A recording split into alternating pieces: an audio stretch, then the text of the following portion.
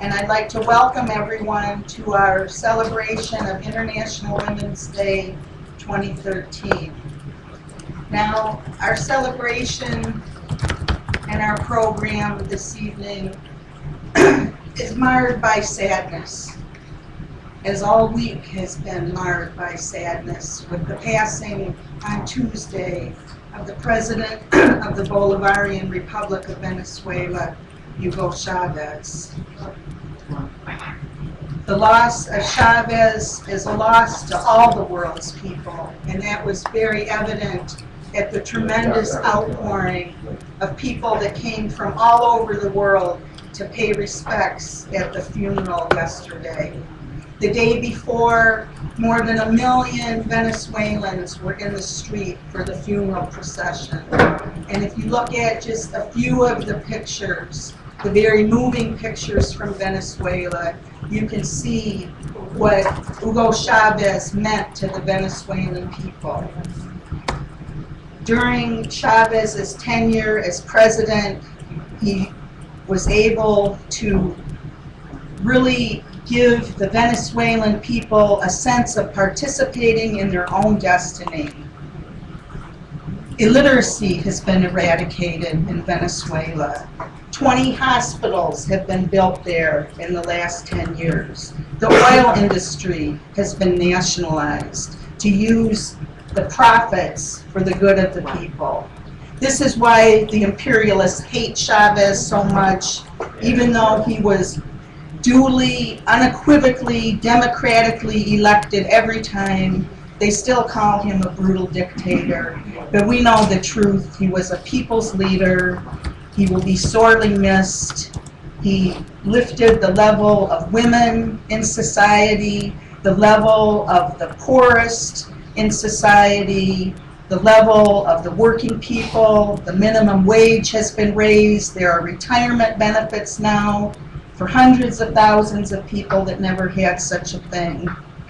And our party, of course, is in total solidarity with the Venezuelan people in their mourning, and we stand firm, as we always have, against U.S. intervention in Venezuela. And they've been working day and night on destabilizing Venezuela for 15 years, and they're going to continue at an even more frenetic pace. So it's up to us to be on guard and to oppose any attempts at imperialist intervention and destabilization in the country.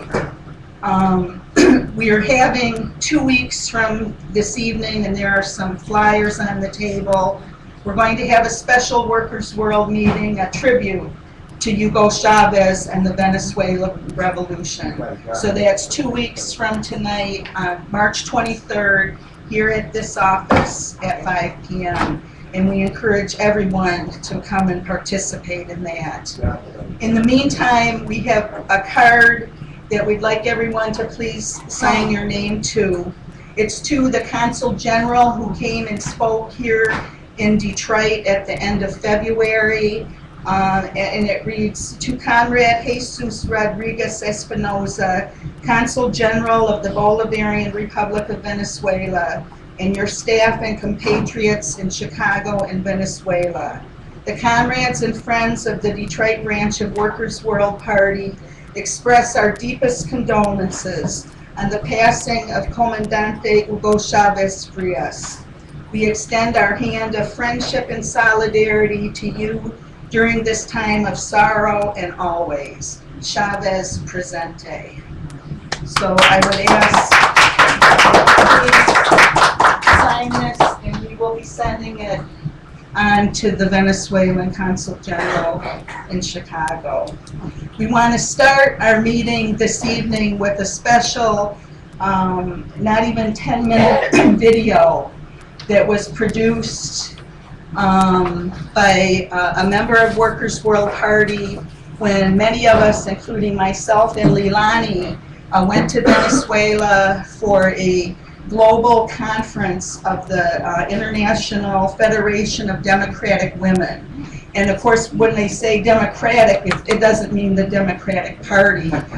It's another word for revolutionary, okay? And there were revolutionary women from all over the world there, from India, from Korea, North Korea, from all over Central America, many women from Venezuela and from Cuba.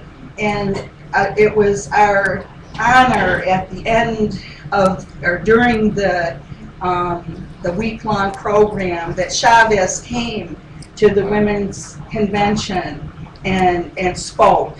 And he produced a session of his radio show, Hola Presidente, from the stage of the convention.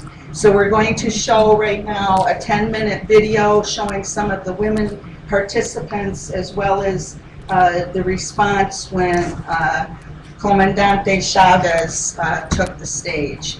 So without further ado, we'll show this. Pull that cord. Pull the cord.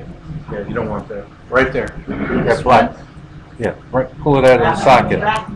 Pull it out of the socket. This one. Yes. Gotcha. There we go. That's better. Thank you.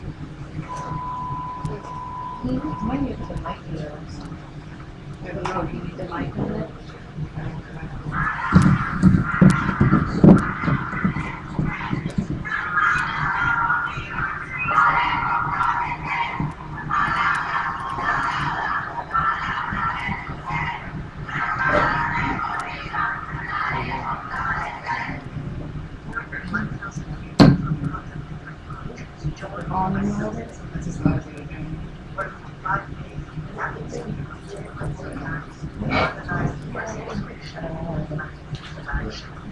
Hold on.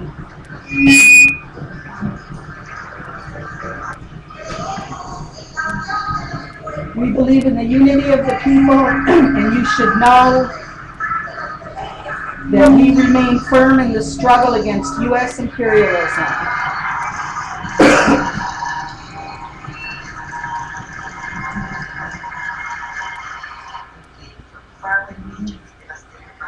In Palestine and Lebanon.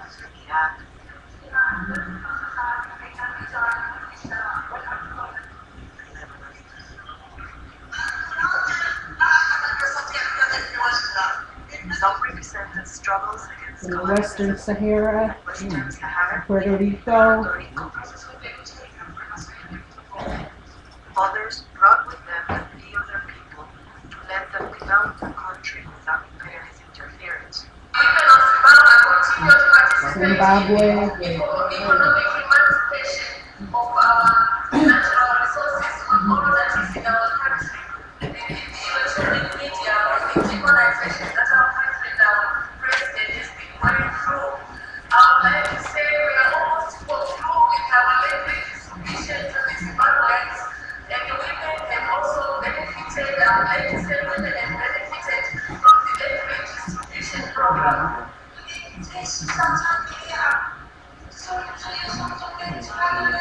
In North Korea.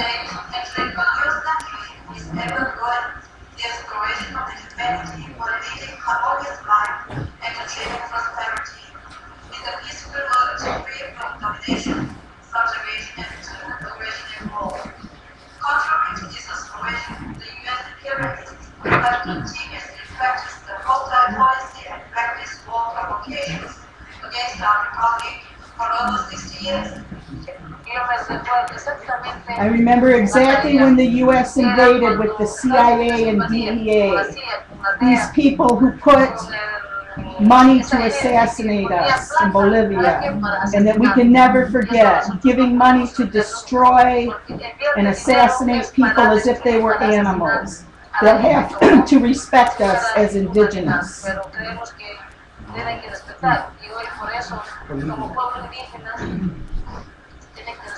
As indigenous people, they will have to respect all the peoples. Colombians spoke about the terrible repression by governments, friends of the UN.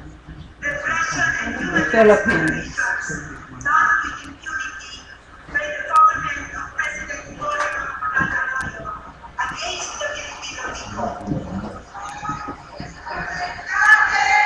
No to the rescue with blood and fire.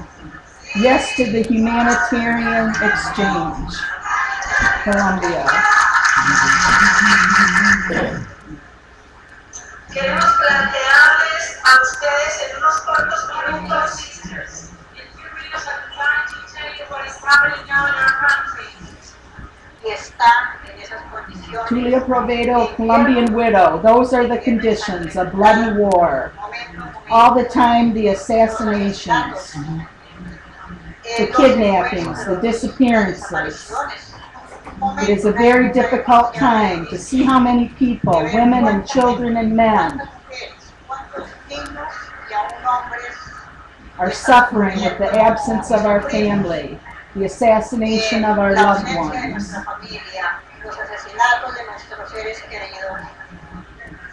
A congresistas de los As our Estados relatives Unidos, of the Cuban Five, pidiéndoles que se interesen por el it is caso de important los to draw hijos, attention of the U.S. Congress people to make the government aware of the international interest of the case of the Cuban El Five. problema mayor que nosotros tenemos es que el pueblo norteamericano The no biggest sabe de los problem hijos. is people in the Y U.S. habría que don't know preguntarle a la about the prensa Five, and we por should qué ask the press no why they informan don't know sobre los about the hijos. Five. Porque le preguntaríamos a Because esos we would ask periódicos those si hubieran habido newspapers 5 hombres if there como had los been 5 5 men like héroes the 5 que hubieran heroes informado el ataque a las that would Torres have, they Gemelas, notified no fueran héroes. about the Twin Towers Eso attack, hay que wouldn't they have been preguntárselo a heroes? todos los periódicos. All ¿Por the qué no lo newspapers should be asked, why don't Pensamos they que esta report batalla, it? que es We puramente think that política, this struggle, la which is vamos a mainly ganar únicamente con political, la opinión pública. should be part of Y ellos public lo saben. opinion, and they know Por it. eso lo han silenciado. That is why they have Ellos no le silenced pueden it. explicar al pueblo norteamericano que si su presidente dice que está contra el terrorismo, hayan The 5 president says hombres he's against terrorism. antiterroristas presos en But this Estados is Unidos. These women were united on the basis of the YDF, unity in struggle, and in spite of differences in language and culture, fight together for a better future. Many of the founding members had suffered directly from the war, some in Nazi concentration camps, others were part of the resistance and clandestine movements. On December 1945, they met in France to start the YDF, promising to fight without rest to assure a lasting peace in the world. It is heard, it is felt, the presence of women. YDF is now re-energized by the progressive developments in Latin America.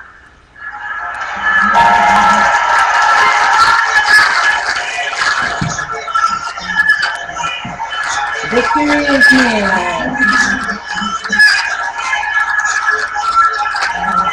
There was great excitement for meeting Venezuelan President Hugo Chavez. He made it possible for the Congress to be held for the first time in Latin America.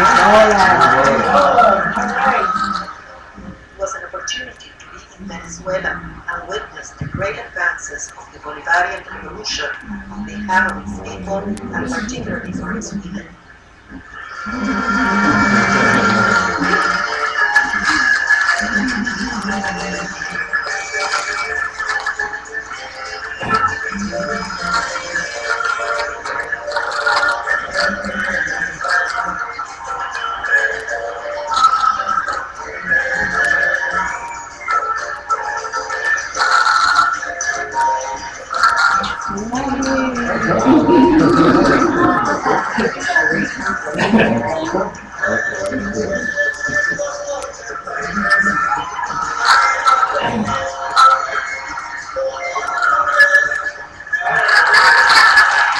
They gave a special tribute to Fidel Castro in appreciation for Cuba's dignity and international solidarity.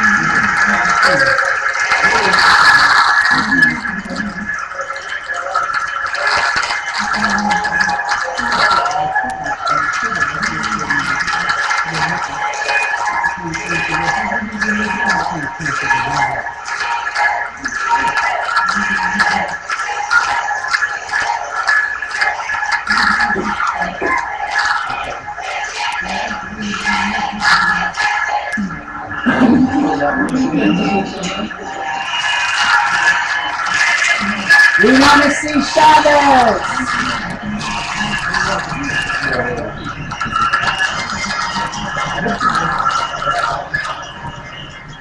Even sea of red covered many plots during the celebration of April 13, the day when President Chavez was returned to power.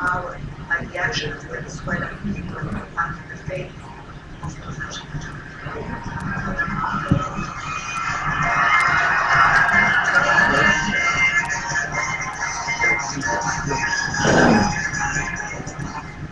Was evident the support and the love of the Venezuelan people for the revolution and its leader, Hugo Chavez.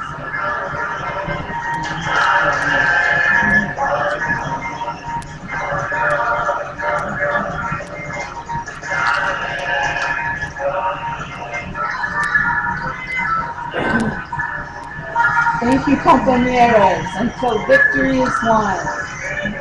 Homeland, socialism, or death.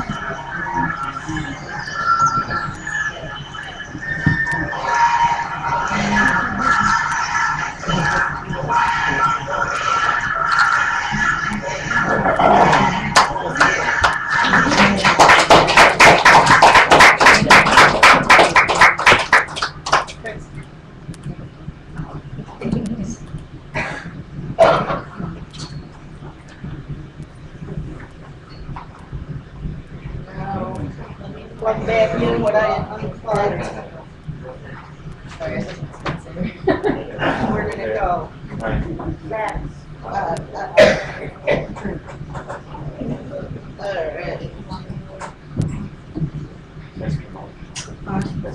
Test. Hello.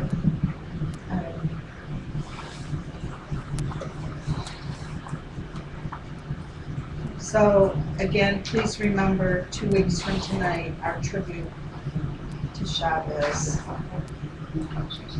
I have just a few announcements before we get into our program.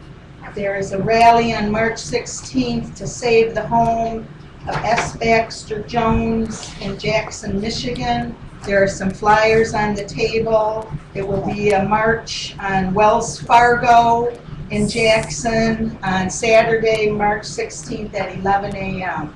And I guess you can see David if you would like to. We'll be carpooling out to Jackson. It's about an hour and a half from here. Okay. Also, there will be a fundraiser a week from tonight for Jerome Jackson, a disabled person who has been fighting to stay in his home. That fundraiser will take place here at the office from 5 to 10 p.m. There will be food and music and entertainment. And please, check this out. It's a horrible situation, and Jerome deserves the support of all of us. So I hope to see everybody there next Saturday. And make sure to get the new issue of Workers' World newspaper. It's a 16-page issue with lots of coverage of many struggles, a centerfold on International Women's Day, an excerpt of the talk that Leilani gave at the Women's Conference in India, and many other terrific articles. If you don't subscribe to Workers' World, please take out a subscription. Please make sure if you have a computer or a smartphone that you get the articles that come out 4 or 5 times a week so that you can keep up with a revolutionary perspective on working people's struggles, not just in the U.S. but around the world. We need money. We have a huge insurance bill due for this wonderful office. It's coming up in a couple weeks, so if you have any additional funds after putting in for a donation for the wonderful dinner tonight, please do so. David is our treasurer, and he will take any amount, however small or large, and it would be very much appreciated. The reason it's warm in here is because we managed to get the heat bill paid, so we want to get the taxes done and avoid all kinds of trouble in that regard. Now, we have one other talk before Leilani comes up and gives her presentation tonight, and that will be by Taché. It's the 100th anniversary of the death of Harriet Tubman, and we want to honor her tonight as a revolutionary African-American woman that did so much for the liberation of not just women, but of enslaved peoples to get them to freedom. But before I call up Taché, I just want to say a few words about the origins of International Women's Day. It was really a day that was born in struggle way back in 1908 when many thousands of poor and working women, most of whom were East European immigrants, came out of the needle trades, sweatshops, and tenements on the Lower East Side of New York City, and they marched to Union Square where they held a militant rally. And at the time they marched for votes for women, but they also demanded higher wages and better working conditions. They really struck a blow to capitalist exploitation. And if we think capitalist exploitation is bad now, it was even worse at that time. Absolutely no unions existed at that time, or very few, and these women were highly exploited. And, you know, it is always the most oppressed that lead the struggles, and it was these women who marched out.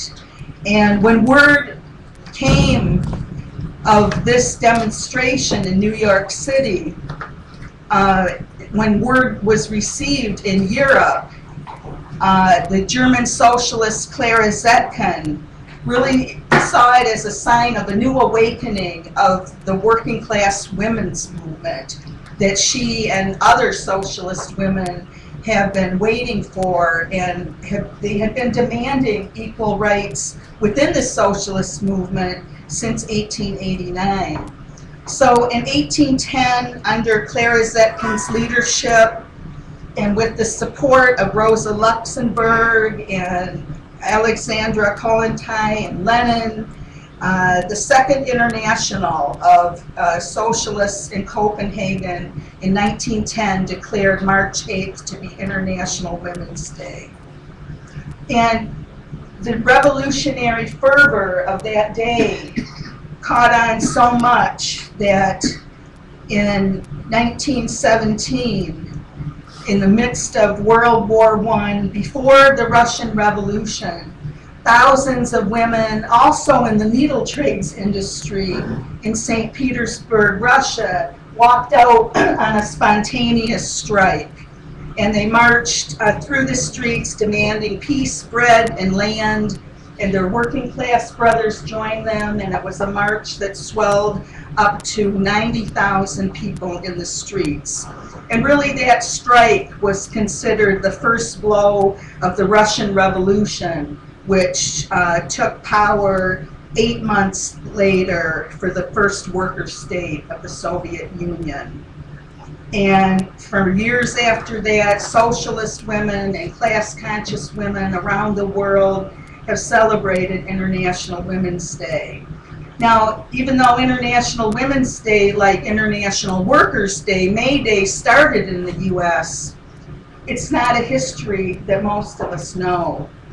And in the United States, especially, you know, with the Cold War period and the witch hunts and everything that progressive people and communists went through in the 50s, there wasn't much celebration of International Women's Day in the United States. But after the tremendous movement of the civil rights movement, the women's liberation movement, the rise of the LGBTQ struggle with the Stonewall Rebellion in 1969, in 1970, young women associated with the youth group of Workers' World Party at the time, Youth Against War and Fascism, decided to reactivate the militant traditions of International Women's Day. And they held a rally in Union Square. 1,000 people came to it, and they marched to the Women's House of Detention in solidarity with the most oppressed women who were behind the walls. And in fact, the women inside could hear the demonstration of solidarity and support from inside the walls. So, you know, Workers' World Party is very proud of our role in reviving International Women's Day in the U.S. and we try to do something every year in Detroit for International Women's Day, and that's one of the reasons that we're here today. So with that brief, brief report on the history of International Women's Day, I'd like to now call up one of our newest Workers' World Party members, a very dynamic young activist, Tasha Davis, to come up and give us a report about our sister Harriet Tubman.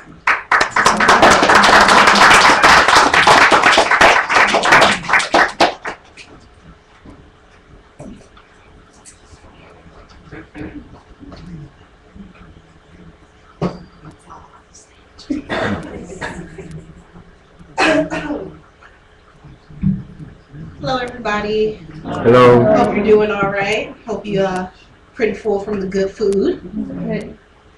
All right. Today marks the 100th anniversary of Harriet Tubman's physical passing, but what she stood for is forever present. She is looked at as a pillar of strength and guidance for working class women everywhere, especially the most oppressed, women of color. Even though you may have heard this quote many times before, allow me to repeat it, just to emphasize the power of this woman's conviction and determination. I had this idea in my head. There's two things I've got the right to, death or liberty. This still rings true today, over 100 years later, amongst the illusions of progress. In truth, there have been monumental social gains for women, but those are not as apparent amongst women of color, and especially transgender women of color. What must be understood is that Harriet Tubman's passion, determination, and energy must be a foundation on which to expand our struggle as working class women as a whole, with the most oppressed at the forefront of women's liberation. Let us recount the inspiring life and actions of revolutionary hero Harriet Tubman. She was born Arminta Minty Harriet Ross in 1820 in the state of Dorchester County, Maryland. Tubman was subject to brutality even in her early life and was inflicted with a head wound by a metal typewriter at the age of 12 that left her to suffer from epileptic seizures, narcoleptic attacks, and frequent headaches. This severe punishment was received from a white overseer when she refused to list the name of a slave who attempted escape. Due to the head injury, Tubman had frequent, reoccurring, and vivid dreams, which she would ascribe to be visions from God himself, as she was a devout Christian. These visions will be her guidance in her brave acts to free her brothers and sisters by every action within her means. Tubman, like many women of color, was believed to be influenced by the strength of her mother, whom she later named herself after, when she defiantly resisted her owner's effort to sell her son. In a documented moment by Larson, as a trader approached the slaves' quarters, Tubman's mother, Harriet, states, "You are after my son, but the first man that comes into my house, I will split his head open." The trader turned away, and young Tubman sees this event, which in turn influences her beliefs that resistance is not only possible, but necessary. It is believed by historians that such tales were recounted around young Tubman and only strengthened her will to defiance and pursuit of freedom. So even though at 25, Tubman had married a free man, the fear that she would be sold to the South led her to flee to Philadelphia. Here she began to gather her family after the sun had fallen and lead them guided by the North Star on the Underground Railroad. It is estimated Tubman guided 300 slaves to their freedom, hence she became known as Moses. But her nature was not of the weak-spirited. Additionally, Tubman worked close with male abolitionists, including John Brown, only to miss the raid on Harper's Ferry due to illness. Even in a time where women were disregarded, Tubman proved herself more capable, steadfast, and ultimately courageous as any of the men who are recounted in history. It is in light of this that her final residential area in Auburn, New York stands now as the resident manager of the Harriet Tubman Home, which Tubman founded to serve and preserve women's rights. Tubman even built a home to serve the aged and indigent and would later be cared for there herself. Tubman went forth in defiance at a point in time where brutal punishment for women of color was guaranteed, and forcefully took what would be deemed cruel fate into her own hands, and lent her own vigor to the emancipation of not only blacks, but working class women. Tubman is a true woman warrior.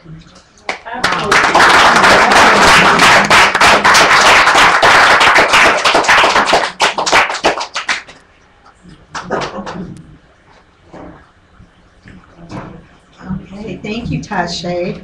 Now, before we get to our main speaker and the comrade who will introduce her, I'd like to present something that we do occasionally for International Women's Day, and that is present the Warrior Woman Award. And this year's award goes to one of our own. She joined Workers' World Party, not at a young age like Tasha, but a little bit later in life. She's proven to be a fierce defender of the Palestinian people in their struggle against Israeli apartheid. She traveled in defiance of the U.S. blockade and sanctions to Iraq in 1998 on a solidarity mission to bring aid to that country. She's been to Cuba more than once, I believe, in defiance of the blockade. And her years of dedicated struggle in solidarity with the peoples of the world and against all imperialist intervention, war, and occupation, we all should strive to be like her. Conrad Lee, would you please come up and receive your award?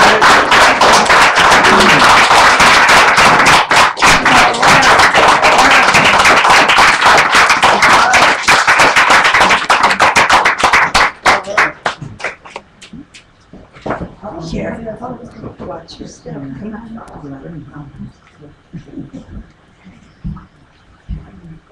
You okay?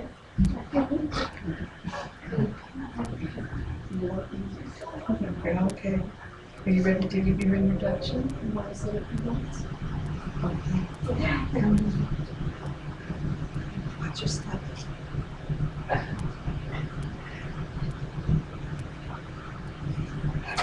Comrades, I don't deserve this. Yes, you do.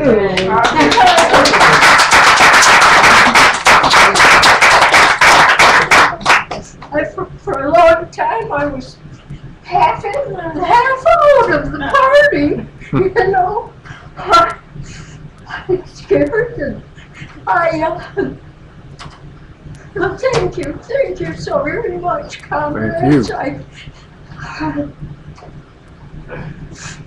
Thank you. We love you, Comrade Lee.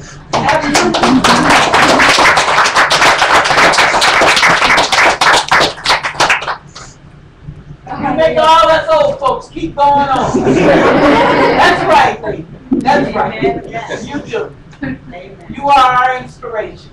Oh, You deserve every outdoor. You're my inspiration. Oh, it goes like look. Very well, I might add. Well, I get to get this off me. I've been given the privilege, and I want to introduce Comrade Leilani Dowell.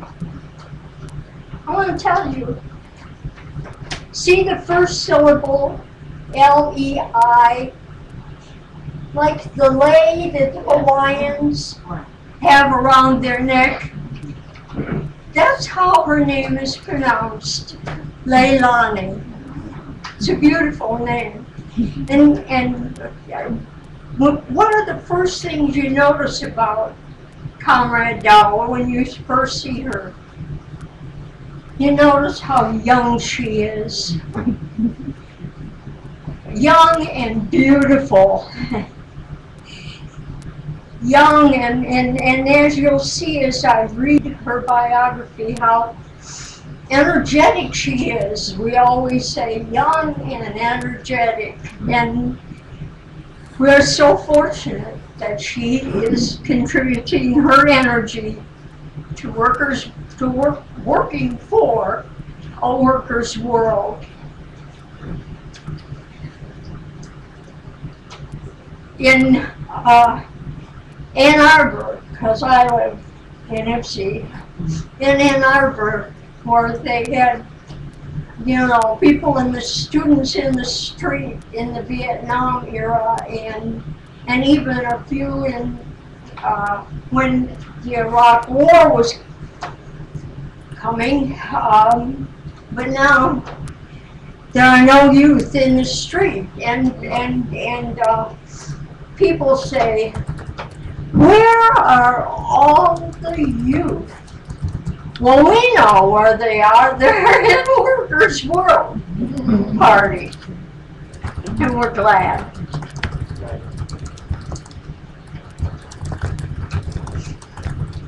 I would like to read part of her biography.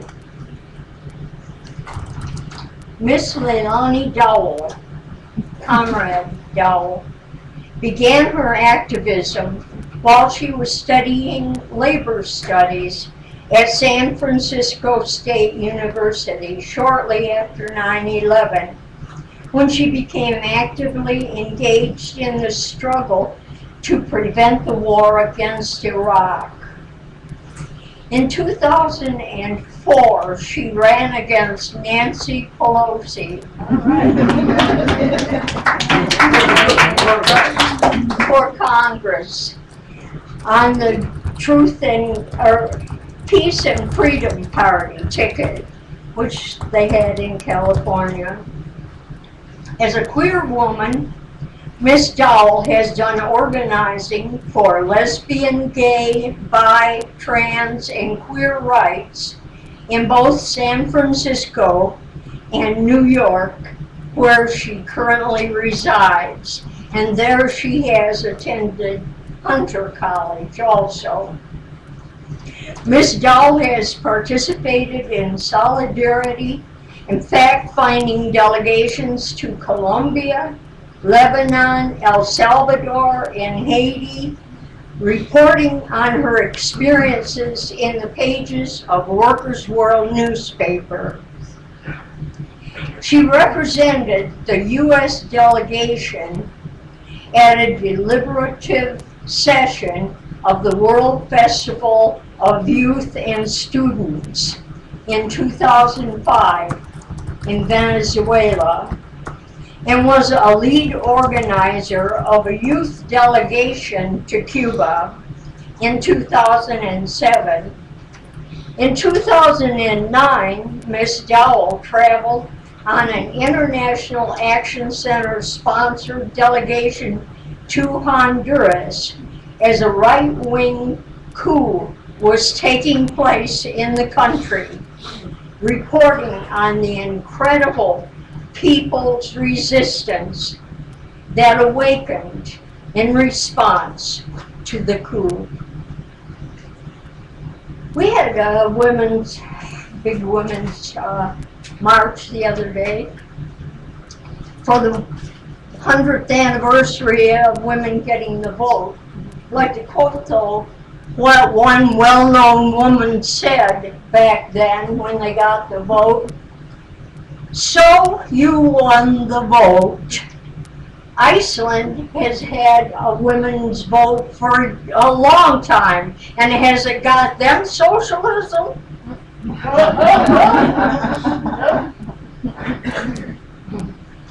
In fact, like the women who Leilani and Chris saw in India, American women should be marching for and demanding their rights. In fact, I think that India had a general strike for 2 days too. So there was resistance among the laborers, the workers, as well as the women.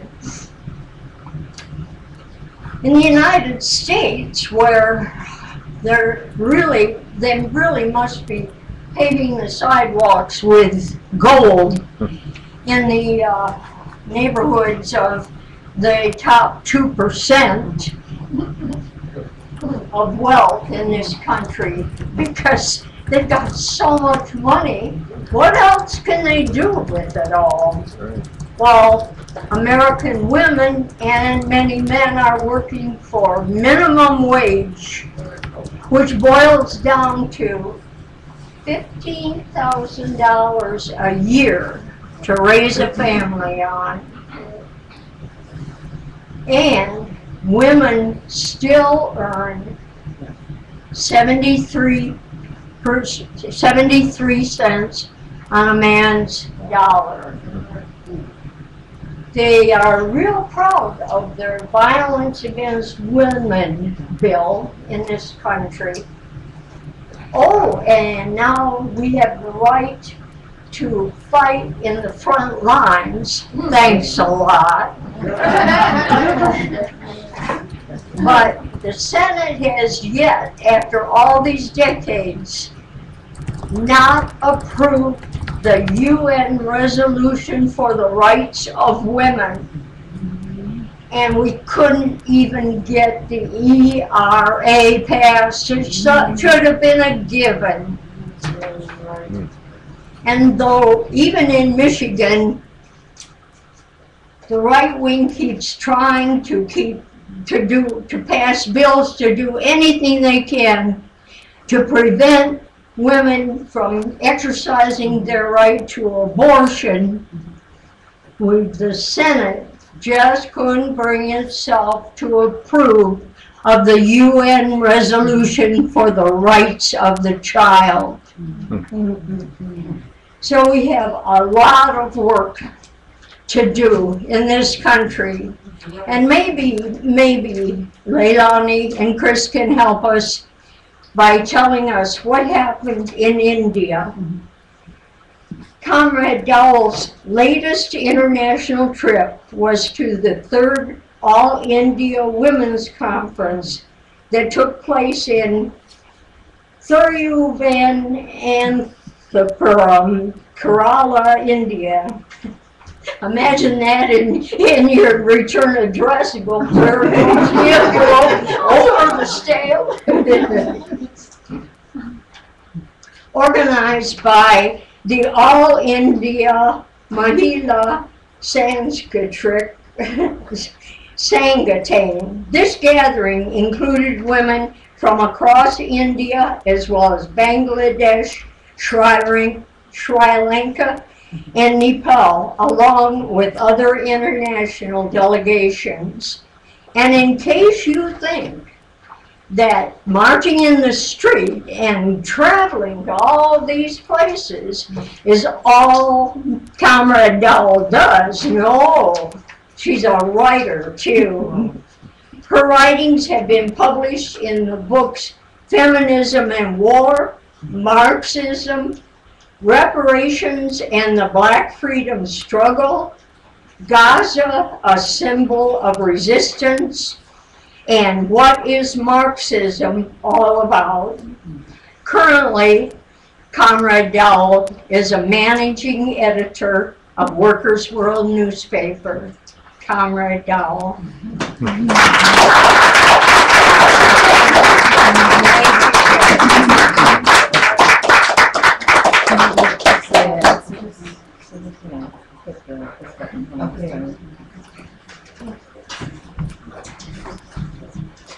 Hi.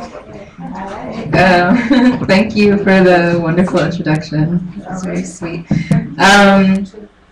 So first off, I want to thank the Detroit branch of Workers' World Party for hosting me today. This is the 3rd stop of a tour around the country that I'm doing to report back on the Women's Conference in India. And I'm really happy to have the opportunity to spread the word about, the fierce resistance in India and try to drum up solidarity for that resistance. So I had the incredible opportunity, obviously, to attend this conference at the end of January, hosted by a women's organization called the All India Mahila Samskarika Sangatana, which roughly translates to the All India Women's Cultural Movement.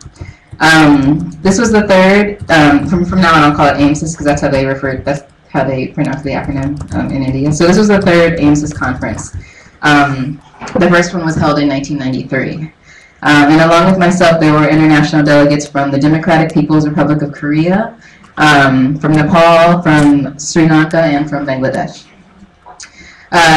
So just to give you a little background on AIMSIS. AIMSIS describes its purpose as, and this is just straight from their website, as to organize women irrespective of caste, creed, and religion throughout the country to carry on a ceaseless struggle, to organize a powerful democratic women's movement against all sorts of oppression, humiliation, and discrimination towards women, against patriarchal domination and oppression and suppression, to organize an all-embracing socio-economic cultural movement and organize both legal and extra-legal movements, to develop democratic movements for securing equal rights and opportunities for education, employment, and in all walks of social life for women, and to organize volunteer corps from the grassroots level, which will stand by the cause of all sections of the toiling people in general, the working class, and the women in particular.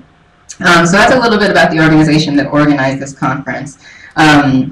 One of the first actions that they did was in 1996, and India's third most populous city is a city called Bangalore. So this corporation came along and they wanted to hold a beauty pageant there. And AIMSIS actually led a successful struggle to prevent the pageant from happening, saying that it was, saying it was anti-humanity and just a disgrace. And at the conference I was at, one of the speakers was saying, you know, the pageant organizer said that they were going to put Bangalore on the map with their pageant. And we said, you know, we're going to put it on the map, but through our struggle. And they did. And they actually blocked this pageant. And I was just like, I thought that was like the baddest ass thing in the world. I mean, you know, I'm younger than some people, but I don't ever remember a protest or, you know, anything about a beauty pageant in the United States, like really exposing what that is and the commodification of women's bodies, you know. So I was like, wow, that's really cool. Anyways, this conference was highly impressively organized. On my ride from the airport to the hotel, you could see posters and flags announcing the conference I mean, everywhere, every street, you know, actually, if you could flip through, there's just a few, I took a few pictures. Oh shoot, hold on. Sorry.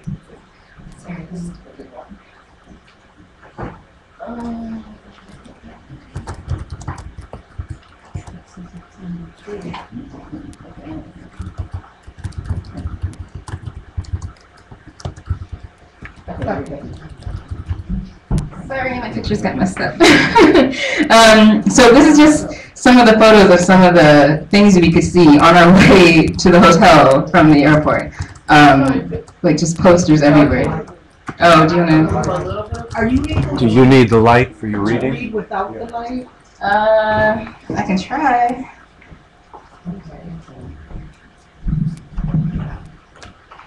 Okay, yeah, I can probably see it. Okay, yeah. Okay, so these are some of the ads that were just like all throughout Trivandrum. So you can go to the next one, please. This is just a banner that was up. The next one.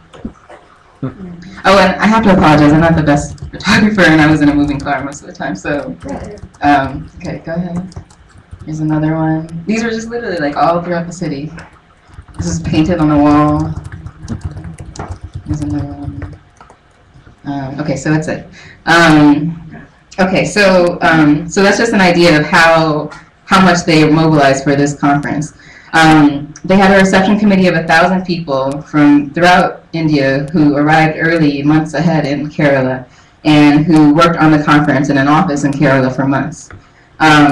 They had people assigned just to deal with the international delegates, and so I had, you know, anywhere from 2 to 4 people kind of taking care of me at all times, and I felt really bad because I was like, well, I'm taking you, I'm so sorry, Carmen, I'm taking you from your organizational duties for the conference.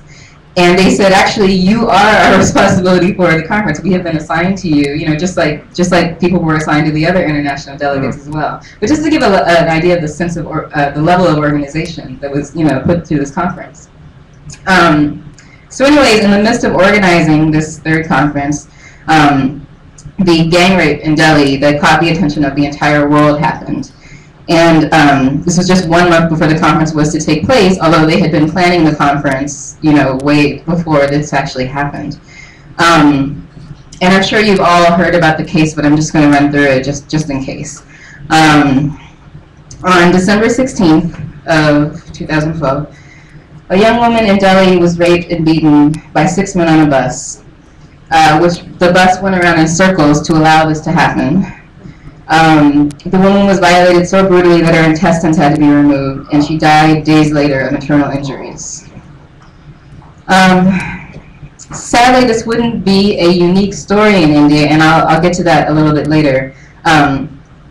But it wouldn't be a unique story. The sad part is that it wouldn't be a unique story. The good part is that thousands of people, both men and women, came into the streets of Delhi to protest. And so these are some of the pictures of some of the protests that were held in Delhi. According to the Indian women that I spoke to at the conference, these demonstrations were entirely spontaneous. They were not, AIMSIS has been doing work for years trying to raise the consciousness of folks in India and change the culture in India. But when this rape happened, people just took to the streets. There wasn't an organization behind it at all. Police attacked the demonstrators with tear gas, and so Delhi, India is a huge country, as I'm sure folks know, and it has different regions have different climates. Well, Delhi at this time of year is freezing cold, like probably as cold as it gets here in the winter, or even colder. So what do the police do? They come out with water cannons and they attack the protesters and tear gas. Despite this, the people still continued coming out and continued protesting. And moreover, those protests spread all throughout India. And because of this protest, the government in Delhi was forced to seek out and prosecute the perpetrators of this attack. And this was stunning to me. At the conference, we were told that of the 650 cases of rape that have been reported in Delhi, and those are the ones that are reported. Of course, there's doubtless there's countless more that aren't reported. Of those 650, this was the only case that the government sought to prosecute anyone from it. One case in 650.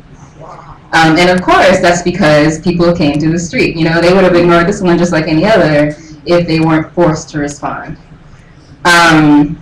It's also interesting that in the wake of the Delhi incident, as this conference was about to happen a month later, the government denied the visa of one of the international participants to the conference. Oh shoot, sorry, I didn't turn my phone on. My comrade Alina, who was scheduled to attend with me, go to the conference with me from North Carolina, was told the day we were supposed to leave, she was told that the Indian government needed to review her references and the references of the conference. Like, all of a sudden they had never heard of this conference and they didn't know it was happening. And so she was essentially blocked from attending because she couldn't get a visa. They also said that anyone with a tourist visa, including myself, couldn't speak at the main event, which was this opening procession that happened on the 29th, and was the event where the maximum number of people were participating. So, in the wake of the Delhi incident, and the really not just the incident, but the response to it, it was clear that the Indian government didn't want, didn't want you all to learn about the resistance of women in India. They didn't want people going there and coming back with that information. And they also didn't want the Indian women to hear about the international solidarity from women like us, being able to report back to them. That became very clear.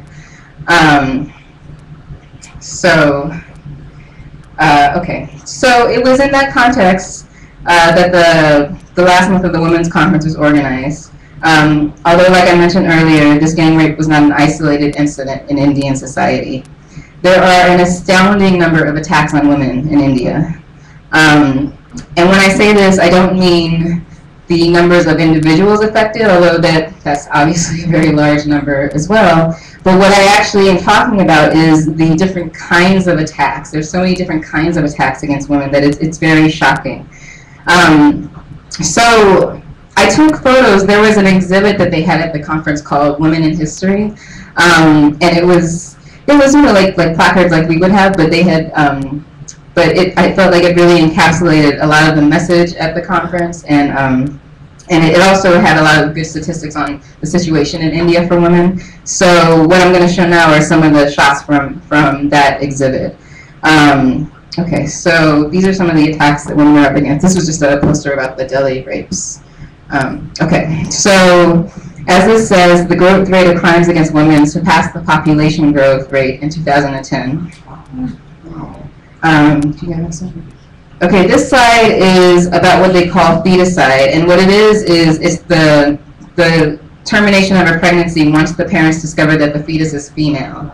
And this is, obviously due to the devaluation of females in Indian society, but I personally think that it has to do with the fact that, parents might not want to subject their children, their female children to this situation. And they want to spare them that burden. It's very, very heavy. I was told that because of this practice, only 914 females are born for every 1,000 males in India. Okay, go next. This lists some crimes against women in India in 2010. More than 32,000 murders, 19,000 rapes, 7,500 dowry deaths. And a dowry death is when a husband or other family member kills a woman because her family cannot afford to pay her dowry. Once she gets married, you're supposed to pay the husband a dowry, or the family of the husband. And also in 36,500 cases of molestation. Okay, can you go next one, please? Okay, this says that rape in India has increased by 700% since 1971, and that a rape is reported every 30 minutes. And one of the speakers of the conference noted, and when she said it, I thought, oh, it's the same in the U.S. When women go to report rape and other atrocities to the police say, well, what were you wearing? And why were you out at night? And what is your character like? And so what the speaker at the conference was saying is, with that kind of attitude, these incidences of these atrocities against women are only going to increase. Okay, can you go next? Okay, these are just several of the individuals who have been killed in India. This is a woman who was killed by the Assam Rifles, and the Assam Rifles is a paramilitary force that is led by Indian Army officers. So it's, hand in hand with the Indian Army and the Indian government. Can you go next one? This is 2 women who were gang raped in one night. The next one. And this is 2 other women, 22-year-old and a 17-year-old. Yeah. Okay, this says domestic violence affects 40% of married women. And this is the economic backdrop to all of these atrocities. So all of this is happening, but we always have to keep in mind that, of the 1.2 billion people living in poverty in India, 70% of them are female. So, these atrocities go hand in hand with this economic oppression as well. Okay. 245 million Indian women lack the basic capability, they're illiterate, they lack the basic capability to read and write. The conference was in Kerala, which is in the south of India, and Kerala is actually the state in India with the highest level of literacy for people, the highest standard of living, and that's actually because there's been a Marxist government that they've had for many, many, many years. It just got, they just lost the last elections, but because of that, they've been able to increase their standard of living. So this is really, the statistics for kind of most of the rest of the country, but it's a very difficult situation. Okay. And then this says India has the 2nd highest maternal mortality rate in the world. 300 women die every day due to childbirth and pregnancy-related problems. So, okay. So these are, obviously the sad and heavy facts about the situation for Indian women. And, I wanted to put those first to put this in context because this was, the response. This was the January 29th part of the response to this was the opening procession of the conference that took place. And you can't see going back, but this was thousands and thousands of women. Some 1,200 delegates from across the country, and including women from all over Kerala. There's a couple more shots. We can just put this. This is, again, I'm not the best photographer, but these are some of the photos from the procession. It was really, really moving and amazing. And one of the things that really impressed me was that, as you can see, this is all women. It was thousands and thousands of women. And then once all of them came through, at the very back were the men. And there were quite a few men supporters who came to the conference and provided provided support. You know, I had a couple of the people who were, you know, taking care of me all week were men. But they marched in the back behind their sisters in solidarity with their sisters, and I thought that was really, really cool. Yeah. Okay, just looking at my shots. Yeah. That's really cool.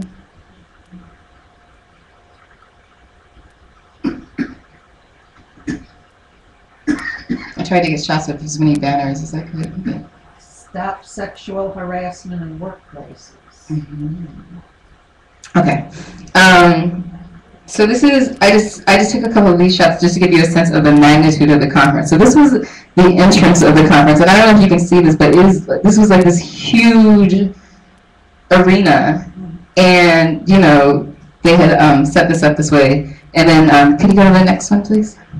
And then this was the stage for the opening ceremony. I mean, it was huge. Like I was, they put the international delegates at the front of the audience, and I was sitting down here, and the people on the stage looked like ants. Like that's how big this situation was. Okay, this is just a couple of shots of the audience, just to give you a sense. Yeah. Okay, and this is Conrad. Her name is Dr. H.G. Jayalakshmi. She's the National General Secretary of AIMSIS, and she was one of my favorite people. She was awesome. But she called the conference a happy occasion. She said, at a time when the problems of women are on the rise, here is an occasion that is calling for determined, organized battle. It is sad to recall crimes against women, she said, but there is a silver lining. Thousands of men and women in Delhi are demanding justice, and not just for the young woman who was gang raped. We are the true inheritors of all the great women fighters in history, from Joan of Arc to Marie Curie and Lucy Parsons. We have to build a better society for ourselves. We have to play a significant role in forming a new society. So her talk kind of set the tone for the whole weekend. She was awesome.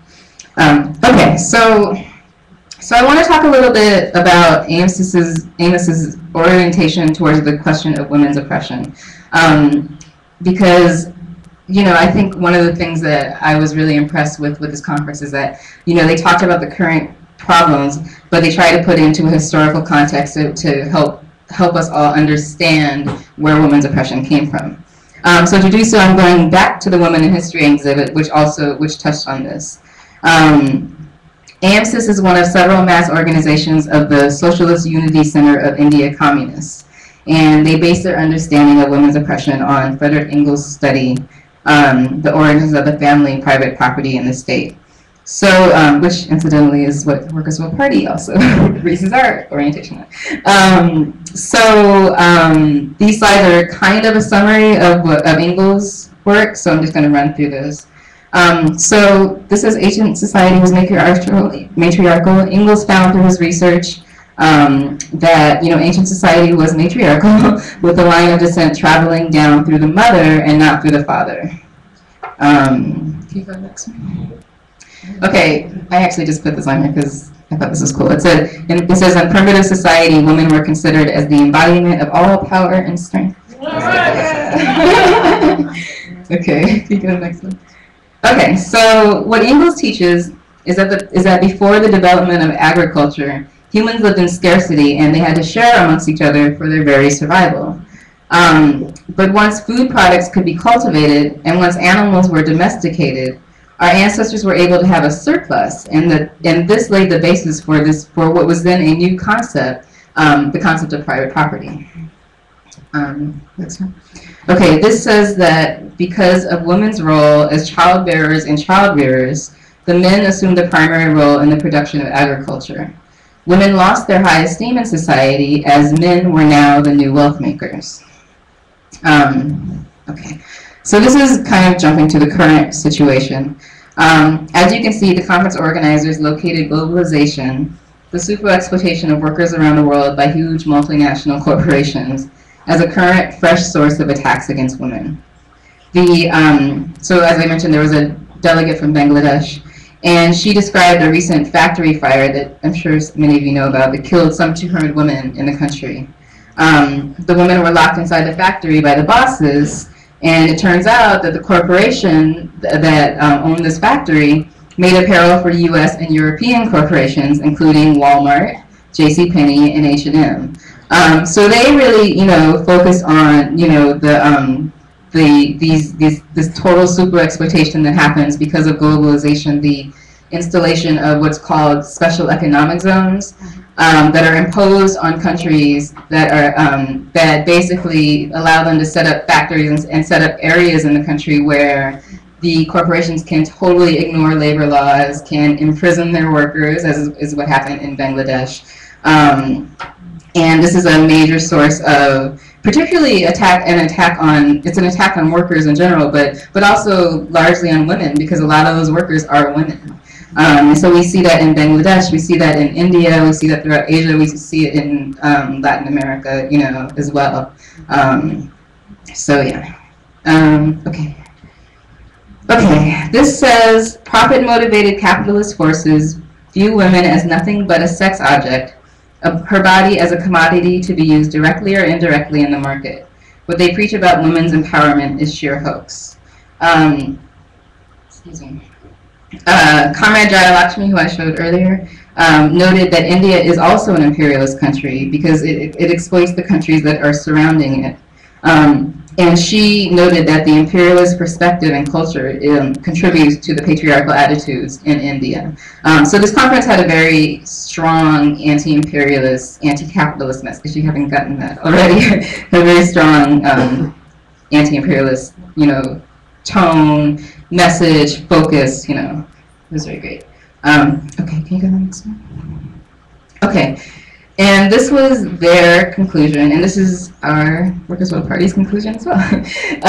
It says, private property created the condition for keeping women enslaved, and it will continue until private property is abolished once and for all. With regards to the thousands of young women and men protesting in Delhi and throughout India, the president of AIMSIS, her name is Chaya Mukherjee, she stated that if these forces come together to fight, we will destroy capitalism itself. So, that was the silver lining that Jayalakshmi was talking about, that they saw these protests as a step forward. And then after I left, as Lee mentioned, there was a general strike of 100 million people in India, a 2-day general strike where, the unions came together. So they're seeing this like march forward, against capitalism, against these kind of attacks. Okay, can you go this way? Okay, in this slide, the conference organizers also noted what Marx said once upon a time when he noted that capitalism creates its own grave diggers. This says, but simultaneously with women's oppression has grown her brilliant struggle for emancipation. And of course, as the more we repress, the more we all learn to fight back and resist. The rest of the Women in History exhibit, which I don't have here, although I took pictures of everything, they thought I was crazy. But for the rest of the time, I left it up. But anyways, it detailed women who have fought for liberation around the world, from Kituru Rani Chennamma, she's an Indian woman who led an armed rebellion against the British in 1824. So from her to Lucy Parsons, Helen Keller, Rosa Luxemburg, and they also included women artists and poets and sculptors as well, which I thought was really cool. They included them as women who, who were part of the resistance, who were resisting, against patriarchy. Okay. So, hold on one second. Well, that's fine. No, that's fine. So I want to take a minute to talk about the use of culture at the conference. Many conference participants and organizers told me that due to a compromise made at the time of India's independence, the country had a political revolution, but not a cultural one. And I actually, I thought it was interesting. I heard this several times, not just from the people on the stage, but from people that I talked to in the audience, or people, the people who were with me the whole week, the Indian comrades. I heard this over and over, that there had been a political revolution, but not a cultural one. So one of the goals of AIMSIS, therefore, is to change the patriarchal nature and the patriarchal culture of Indian society, which was, of course, inherited in part by the legacy of British colonialism. And so here in the U.S., and I have to admit, I am part of this, I think we sometimes have a tendency to undervalue the importance of culture to social change. But in India, it became very clear to me that they see culture as a very valuable tool in building a movement. One of the leaders at the conference said that, you know, you cannot free a woman with one speech or pamphlet. So in addition to, you know, very powerfully analytic speeches, the conference had classical dance and music performances and dramatic plays. In the build-up to the conference, one of the things that they did is that they went throughout the country and held some 65 plays to highlight women's issues and to encourage, you know, women and men to come to the conference. There was an artist camp where artists created and displayed their art, which, you know, all challenged women's oppression, and they had that on display during the week of the conference. So this is just some of the shots of the performances. I just took lots of pictures, but okay. So the thing about these performances is that, well, the thing about India is that there's I think there's 35 different states, and there's a distinct language spoken in each state. And so often what the language that links people together is English. And so in the last 3 days of the conference, when people were there from all over the country, a lot of the performances and things were in English, but they also use Hindi as well. So some of these performances were in Hindi, and therefore, and some of them were in Malayalam, which is the language of Kerala. And I don't speak either of those, I only speak English. So I didn't get a lot of what was going on, but the folks who were taking care of me for the week explained that, you know, all of these performances and all of the music and everything was challenging the ways, you know, challenging women's oppression and speaking about women's oppression. So, go on. So they were all kind of a twist on the traditional stories that had been told in Indian society. These are all, oh, I'm sorry, can you go back 1 second? Sorry. These are all women playing, these two were playing men's roles in the performance, which is cool. Okay. And so this woman, she performed in English, and she specifically, you know, talked about the fact that, you know, it's not necessarily, she said it's not necessarily that that the mythical stories and traditions in any culture are wrong, but sometimes they're often rewritten to serve the purpose of those in power. And in that case, they're rewritten to either ignore the role of women or women's, you know, participation in them, or anything like that. And so she said that, you know, sometimes traditions need to be re-examined, and, you know, and sometimes they do in fact need to be changed. If the times have changed and those traditions are no longer useful, then they need to be overturned. So yeah, she was really awesome. Apparently she's world renowned too. Go ahead. There's just a couple of photos of her. Oh, this is really cool. This is not political or whatever, but she was blue. She did by dancing over, this was a white canvas and there was a pad of ink underneath, and she danced this and created this like art piece, which is really cool. Yeah, it was awesome. Okay, okay, so this I wanted to show, because for me this was probably the strongest example of how someone could incorporate culture and make it political and make it awesome. So there's this guy, Gopinath Muthuka, that's this guy. There's a better picture, not just the side of his head. He's apparently a world-renowned magician from Kerala, and he was performing a magic show for the conference. And so, you know, in my limited kind of understanding, I was like, oh, that's great, they're doing a magic show for the kids, you know, that's sweet. But the organizers made a really big deal about the international delegates going to the show. So we had these 3 women from the audience on this panel right here. We had them write 3 problems that women face in Indian society. And I know one of them wrote alcoholism and drug use. One of them wrote atrocities against women. And I honestly, I've been trying, but I can't remember the third.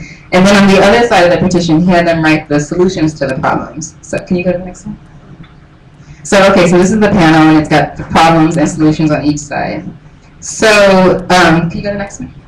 So he puts the metal partition, well, him and his helpers put the metal partition in this circle, and the problems are on the left side, the solutions are on the right side. And this woman comes out with these chains, you know, on her, and she goes onto the to the left side, you know, ostensibly the side with the problems, and she can you go to the next one? And they close the screen over her. Go ahead. And she, well, I didn't take pictures, but she disappears on the left side, underneath, ostensibly under the weight of the problems, right? And then, you know, they do this thing, magic thing, and they turn it around, whatever. And she reappears on the other side, the side with the solutions. You can go next. And breaks through the screen, and she's broken her chains and everything, you know. And go next one. And then and now she's free and everything. But it was, I mean, I was very moved by the way that they were able to incorporate culture, and you know, I'm sure there were children there that you know were moved by it as well. But I just thought it was a very important note to note the way that culture was included, and the different types of culture that you can use and that can be incorporated in order to wage a struggle. And you know, this isn't to say that it's, for them, it's not divorced from being on the streets as well. You know what I mean? It's like incorporated as opposed to just being one aspect of it. So the last thing I want to say is just a little bit about our response and responsibility in the U.S. to the Indian women's movement. When the rapes in Delhi happened, we put out an editorial that was written by a comrade in this room, who that talked about, you know, the hypocrisy of the U.S. because, you know, for I don't know, a week or so, the gang rape in Delhi was front page news in the New York Times and, you know, a lot of the bourgeois newspapers, but you don't see anything about the fact that 1 in 5 women in the U.S. are raped, or that 1 in 3 women in the U.S. military are raped. So when I was in India, I raised that. I would like to posit to folks that, you know, we don't want to replicate the hypocrisy of the U.S. You know, we don't want to go around saying, oh, India is this backwards country, you know, and you know, da da da. Our responsibility is to show our solidarity with the women who are waging their struggle in India, and to respect their struggle and their demands, while at the same time waging our struggle for liberation here in the U.S. Because if the Indian sisters locate imperialism as the source of the attacks on women, the economic attacks, the violent, you know, the different kinds of violence that happen, if they see that as the legacy of colonialism and then imperialism and capitalism, then it's our responsibility, while we're waging our own struggles for our own liberation, to wage our struggles against U.S. imperialism, knowing that the defeat of U.S. imperialism will lift up and raise the struggles of women all around the world. Yeah. So that's my presentation. I hope you all learned a lot, and I hope that it was helpful, and I hope that you all will show your solidarity with Indian women and continue waging your struggles. And yeah, that's it. Thanks.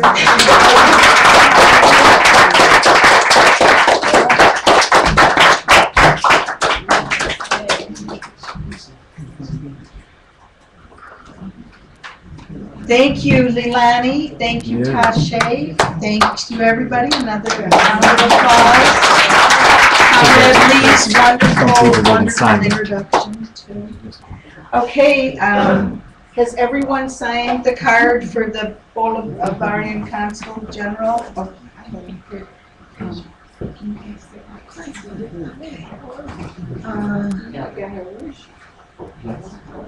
Leilani, can you give me that stuff right behind me? Oh, this.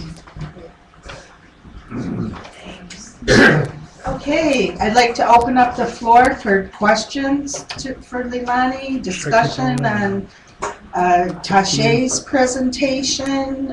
Any comments or questions?